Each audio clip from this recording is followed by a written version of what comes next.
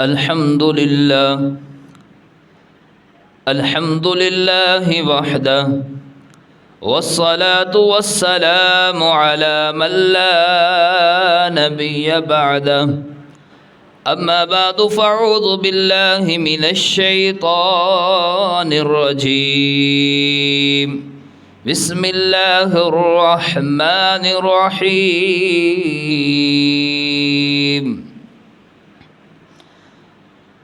إنا أعطيناك الكوثر فصل لربك وانحر إن شانئك هو الأبتر. آمنت بالله صدق الله العظيم. قال النبي صلى الله عليه وسلم: يا أيها الناس إن على كل أهل بيت في كل آم أضحية. رب اشرح لي صدري ويسر لي أمري واحلل عقدة من لساني يفقه قولي. رب زدني علما، رب زدني علما، رب زدني علما. سبحانك لا علم لنا إلا ما علمتنا إنك أنت العليم الحكيم. درود پاک. اللهم صل على محمد وعلى آل محمد كما صليت على إبراهيم وعلى آل إبراهيم إنك حميد مجيد. اللهم بارك على محمد وعلى آل محمد كما باركت على إبراهيم وعلى آل إبراهيم إنك حميد مجيد. اطاعت سبحان وابستہ ہے قربانی کے ساتھ. اطاعت سبحان وابستہ ہے قربانی کے ساتھ. عظمت ایمان وابستہ ہے قربانی کے ساتھ. امتحان کہتا ہے ابراہیم اسماعیل سے. امتحان کہتا ہے ابراہیم اسماعیل سے. رحمت رحمان وابستہ ہے قربانی کے ساتھ. میرے بھائی دوستوں اور بزرگوں، اللہ رب العزت کے کروڑوں احسان ہیں کہ اللہ رب العزت نے آج ایک مرتبہ پھر ہماری زندگی میں ہمیں یہ دینی اور روحانی دن دیکھنا نصیب فرمایا. آج عید الاضحیٰ کا دن ہے. اللہ رب العزت ہمیں عید کی خوشیاں نصیب فرمائے. آج کا دن برکت کا دن ہے. اللہ تعالی ہمیں عید کی برکتیں نصیب فرمائے. آج کا دن رحمت کا دن ہے. اللہ تعالی ہمیں عید کی رحمتیں نصیب فرمائے. عید کا دن بخشش کا دن ہے. اللہ تعالی ہم سب کی بخشش فرمائے. اور عید کے دن جو اللہ تبارک و تعالی اپنے نیک بندوں سے راضی ہوتے ہیں، اللہ تبارک و تعالی ہمیں وہ رضامندی نصیب فرمائے. میرے بھائی دوستوں اور بزرگوں، آج عید الاضحیٰ کا دن ہے.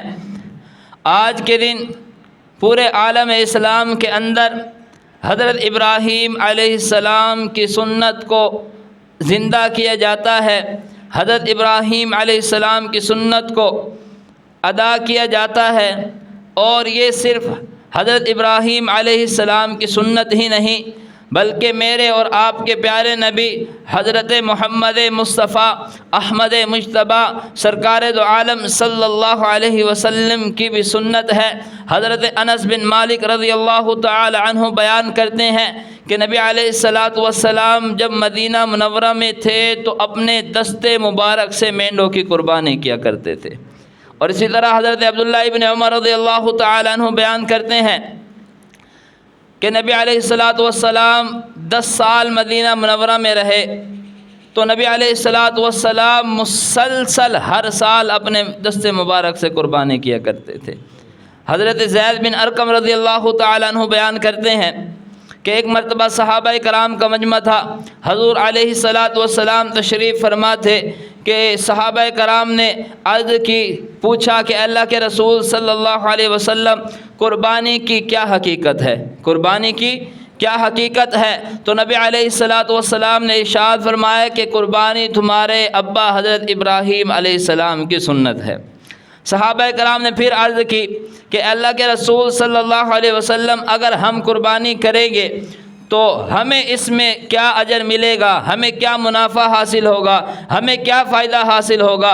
تو نبی علیہ الصلاۃ والسلام نے فرمایا کہ اے میرے صحابہ، جو بندہ اللہ کی رضا کے لیے یوم نحر کے دن یعنی عید الاضحیٰ کے دن اللہ کے نام پر جانور قربان کرے گا تو اس جانور جو قربان کیا ہوگا اس کے ہر بال کے بدلے میں ایک نیکی لکھی جائے گی۔ تو بہرحال میرے بھائی دوستوں اور بزرگوں، اللہ تبارک و تعالی جس سے محبت کرتے ہیں، جس سے پیار کرتے ہیں، اللہ تعالیٰ اس کو آزماتے بھی ہے۔ اسی طرح حضرت ابراہیم علیہ السلام پر اللہ تبارک و تعالیٰ کی بہت آزمائشیں آئی، بہت امتحان آئے، لیکن حضرت ابراہیم علیہ السلام اللہ کے حکم سے تمام آزمائشوں میں کامیاب ہوئے اور تمام آزمائشوں کو، تمام امتحانات کو بجا لائے۔ ایک مرتبہ حضرت ابراہیم علیہ السلام نے خواب دیکھا۔ خواب میں اللہ کی طرف سے اشارہ ہوا کہ میری راہ میں اپنی عزیز چیز قربان کرو، میری راہ میں اپنی عزیز چیز قربان کرو۔ تو جب حضرت ابراہیم علیہ السلام بیدار ہوئے تو حضرت ابراہیم علیہ السلام نے اگلے دن 100 اونٹوں کی قربانی اللہ کے حضور پیش کی، 100 اونٹوں کی قربانی اللہ کے حضور پیش کی۔ تو میرے بھائی دوستوں اور بزرگوں، یہاں پر ایک قابل غور بات یہ بھی ہے کہ اللہ کے نبی حضرت ابراہیم علیہ السلام نے کنجوسی سے کام نہیں لیا کہ 1-2 اونٹ اللہ کے نام پر ذبح کر دیتے، 1-2 اونٹ اللہ کے نام پر قربان کر دیتے، نہیں بلکہ 100 اونٹوں کی قربانی کا نذرانہ اللہ کے حضور پیش کیا۔ اور پھر اسی طرح دوسری رات، دوسری شب پھر حضرت ابراہیم علیہ السلام نے خواب دیکھا۔ خواب میں اشارہ ہوا کہ میری راہ میں اپنی محبوب چیز قربان کرو۔ تو دوسرے دن پھر حضرت ابراہیم علیہ السلام نے 100 اونٹوں کی قربانی اللہ کے حضور پیش کی۔ پھر تیسری شب، تیسرے رات کو پھر خواب دیکھا۔ خواب میں اللہ تبارک و تعالیٰ کی طرف سے حکم ہوا کہ میری راہ میں اپنی محبوب، اپنی عزیز چیز قربان کرو۔ تو جب حضرت ابراہیم علیہ السلام بیدار ہوئے تو حضرت ابراہیم علیہ السلام کے دل نے گواہی دی کہ اللہ مجھ سے اونٹوں کی قربانی نہیں بلکہ میرے بیٹا جو مجھ سے سب سے زیادہ محبوب اور عزیز ہے، حضرت اسماعیل علیہ السلام کی قربانی مانگ رہے ہیں۔ تو جب حضرت ابراہیم علیہ السلام کے دل میں یہ خیال آیا تو حضرت ابراہیم علیہ السلام نے فوراً ارادہ کیا کہ وہ اپنے بیٹے اسماعیل کو اللہ کے نام پر قربان کر دیں گے۔ جو ہی صبح ہوئی، حضرت ابراہیم علیہ السلام اپنی بیوی حضرت حاجرہ سے فرماتے ہیں کہ میرے بیٹے اسماعیل کو نہلا دھلا دو، آج صاف ستھرے کپڑے پہنا دو، آج میں اپنے بیٹے اسماعیل کو دوست کی دعوت پر لے کر جا رہا ہوں، آج میں اپنے بیٹے اسماعیل کو دوست کی دعوت پر لے کر جا رہا ہوں۔ حضرت حاجرہ خوش ہو کر اپنے بیٹے کو نہلا دھلا کر اچھے کپڑے پہنا دیتی ہے۔ اب حضرت اسماعیل علیہ السلام تیار ہو کر کھڑے ہیں اپنے ابا کے ساتھ جانے کے لیے۔ حضرت ابراہیم علیہ السلام ایک چھری اور رسی اٹھاتے ہیں اور قربان گاہ کی طرف چل دیتے ہیں۔ اتنے میں شیطان حضرت حاجرہ کے پاس آتے ہیں اور شیطان کہتا ہے کہ تمہیں معلوم ہے کہ ابراہیم تمہارے بیٹے کو کہاں لے کر گیا ہے، ابراہیم تمہارے بیٹے کو کہاں لے کر گیا ہے؟ تو حضرت حاجرہ فرماتی ہیں کہ ہاں مجھے معلوم ہے کہ ابراہیم میرے بیٹے کو اپنے دوست کی دعوت پر لے کر گیا ہے۔ تو شیطان کہتا ہے کہ ابراہیم تمہارے بیٹے کو دوست کی دعوت پر نہیں بلکہ قربان کرنے کے لیے لے کر جا رہے ہیں، ذبح کرنے کے لیے لے کر جا رہے ہیں۔ حضرت حاجرہ فرماتی ہیں کہ میں ابراہیم کو جانتی ہوں، وہ اپنے بیٹے کو کیوں قربان کرے گے، وہ اپنے بیٹے کو کیوں ذبح کرے گے؟ شیطان کہتا ہے کہ ابراہیم نے اللہ کی طرف سے خواب دیکھا ہے، اللہ کی طرف سے خواب میں حکم ہوا ہے کہ اپنے بیٹے کو میری راہ میں قربان کرو۔ تو چنانچہ آج ابراہیم تمہارے بیٹے کو اللہ کے نام پر قربان کر دے گا۔ تو حضرت حاجرہ رضی اللہ فرماتی ہیں کہ اے شیطان تم پر اللہ کی لعنت ہو، اگر میرا بیٹا اللہ کی راہ میں قربان ہو رہا ہے تو مجھے اس سے بڑھ کر کیا چاہیے؟ اے شیطان سن، اللہ نے مجھے یہ ایک اسماعیل دیا ہے، اگر اللہ مجھے ہزاروں اسماعیل بھی دیتا تو میں ہزاروں کو اللہ کے نام پر قربان کر دیتی۔ پھر یہی سوال لے کر شیطان حضرت اسماعیل علیہ السلام کے پاس جاتا ہے اور حضرت اسماعیل علیہ السلام سے کہتا ہے کہ اے اسماعیل تمہیں معلوم بھی ہے تمہارے ابا کہاں لے کر جا رہے ہیں تمہیں؟ تو حضرت اسماعیل علیہ السلام فرماتے ہیں کہ ہاں مجھے معلوم ہے کہ میرے ابا مجھے دوست کی دعوت پر لے کر جا رہے ہیں، میرے ابا مجھے دوست کی دعوت پر لے کر جا رہے ہیں۔ شیطان کہتا ہے کہ تمہارے ابا تمہیں دوست کی دعوت پر نہیں بلکہ قربان کرنے کے لیے، ذبح کرنے کے لیے لے کر جا رہے ہیں۔ تو حضرت اسماعیل علیہ السلام فرماتے ہیں کہ میرے ابا، میں اپنے ابا کو جانتا ہوں، میرے ابا مجھ سے بہت محبت کرتے ہیں، وہ مجھے کیوں قربان کرے گے، مجھے کیوں ذبح کرے گے؟ شیطان کہتا ہے کہ تمہارے ابا نے اللہ کی طرف سے خواب دیکھا ہے، خواب میں اللہ کی طرف سے یہ حکم ہوا ہے کہ میری راہ میں اپنے بیٹے کو قربان کرو، تو چنانچہ آج تمہارے ابا یعنی حضرت ابراہیم علیہ السلام تمہیں اللہ کے نام پر قربان کر دیں گے۔ تو حضرت اسماعیل علیہ السلام شیطان پر لعنت کر کر فرماتے ہیں کہ شیطان تم پر اللہ کی لعنت ہو، اگر مجھے اللہ کی راہ میں اللہ کے نام پر قربان ہونا پڑے تو میرے لیے اس سے بڑھ کر کیا ہو سکتا ہے؟ فرمایا کہ سنو، یہ تو اللہ نے مجھے ایک جان عطا فرمائی ہے، اگر مجھے اللہ ہزاروں جانیں بھی عطا فرماتا تو میں ہزاروں کو اللہ کے نام پر قربان کر دیتا۔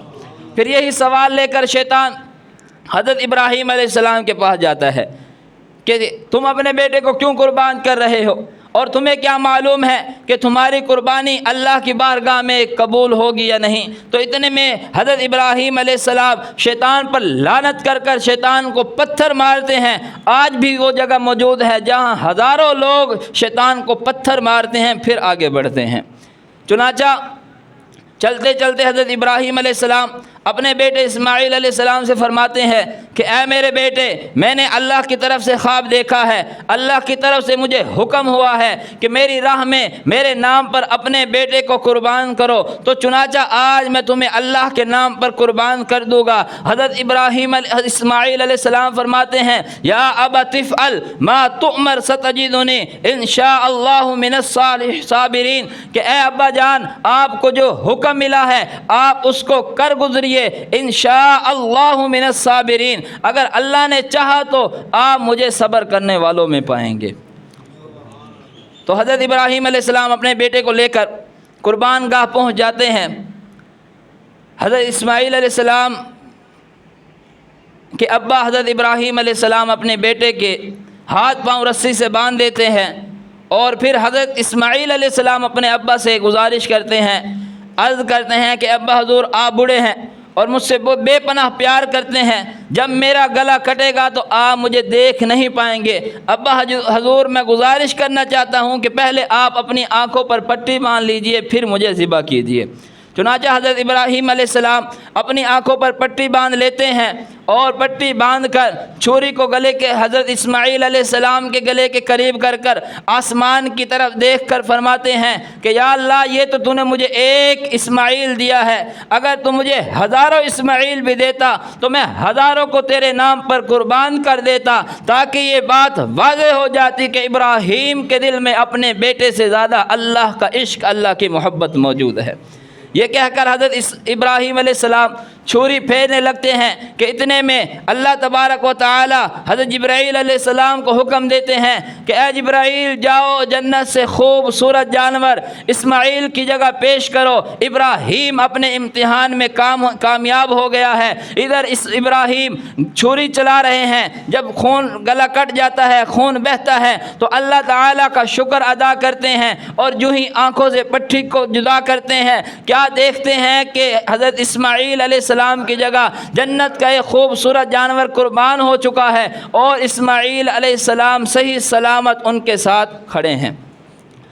غیب سے آواز آتی ہے کہ اے ابراہیم، تم اپنے امتحان میں کامیاب ہو گئے ہو، اے ابراہیم تم اپنے امتحان میں کامیاب ہو گئے ہو، تمہارے اس عمل کو تا قیامت تک رکھا جائے گا، اور ایمان والے ہر سال تمہارے اس عمل کو یاد کریں گے اور اللہ کے نام پر جانوروں کو قربان کریں گے۔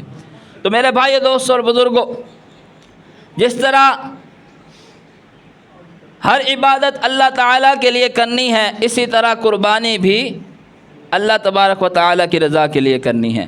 اللہ تعالیٰ قرآن میں فرماتے ہیں قل ان صلاتی व नुसुकी व महयाया व ममाती लिल्लाहि रब्बिल आलमीन, कि ऐ मेरे महबूब, ऐ मेरे प्यारे पैगंबर, ऐ मेरे हबीब, आप लोगों में ऐलान कर दीजिए, इन लोगों को बतला दीजिए।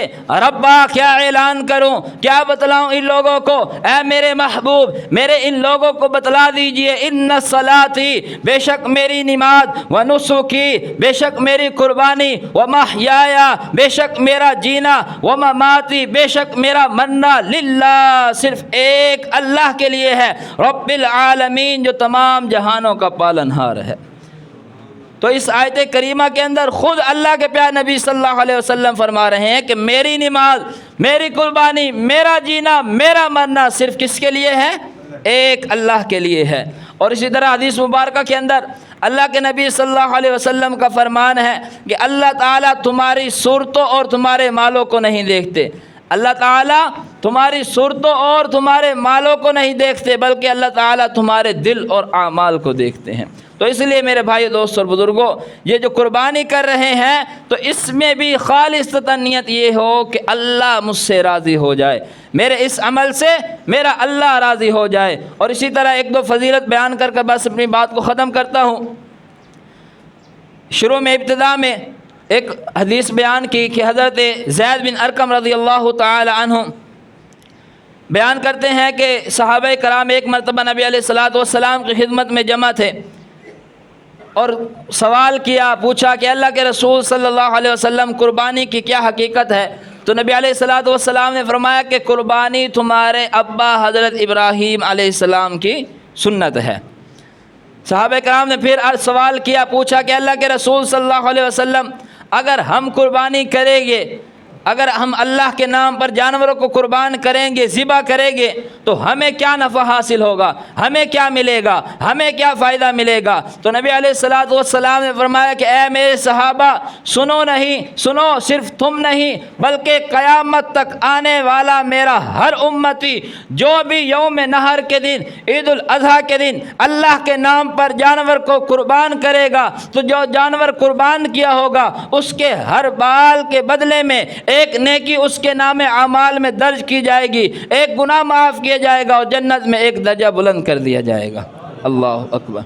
और इसी तरह एक मरतबा सहाबा कराम का मजमा था, हुज़ूर अलैहिस्सलाम तशरीफ़ फरमाए। नबी अलैहिस्सलातु वस्सलाम ने फरमाया, क्या मेरे सहाबा, जब किसी को लंबा सफ़र करना हो, अगर किसी को दूर का सफ़र करना हो तो उसके पास दो चीज़ों का होना ज़रूरी है। कितनी चीज़ों का? दो चीज़ों का। फरमाया, पहला फरमाया कि सादो सामान जाजरा उसके पास होना ज़रूरी है, और दूसरा फरमाया कि उसके पास सवारी होना ज़रूरी है। जब ये दो चीज़ें उसके पास मौजूद होगी तो उसका सफ़र करना आसान होगा। मिसाल के तौर पर अगर हमें यहाँ से कराची जाना चाहे तो हमारे पास सादो सामान, कपड़े वगैरह मौजूद हो, सवारी तो नहीं, लेकिन सफ़र के लिए अगर बस में सफ़र करना तो पैसे मौजूद हो, किराया मौजूद हो। जब ये दो चीज़ें हमारे पास मौजूद होगी तो सफ़र आसान होगा। नबी अलैहिस्सलातु वस्सलाम ने फरमाया कि जब क़यामत के दिन बंदा कब्र से उठाया जाएगा तो अल्लाह ताला फरमाएंगे, जो बंदे ने छोटी ईद पर सदका खैरात किए होगी वो उसे जाजरा के तौर पर, साजो सामान के तौर पर दे दिया जाएगा, और जो उसने बड़ी ईद पर जानवर कुर्बान किए होंगे वो उसे सवारी के तौर पर दे दी जाएगी। और हुक्म होगा कि ऐ मेरे बंदे, तेरे पास जाजरा भी मौजूद है, साजो सामान भी मौजूद है, और तेरे पास सवारी भी मौजूद है, अब तो आराम से जन्नत में दाखिल हो जा, अब तो आराम से जन्नत में दाखिल हो जा। तो बहरहाल मेरे भाई, दोस्तों और बुज़ुर्गों,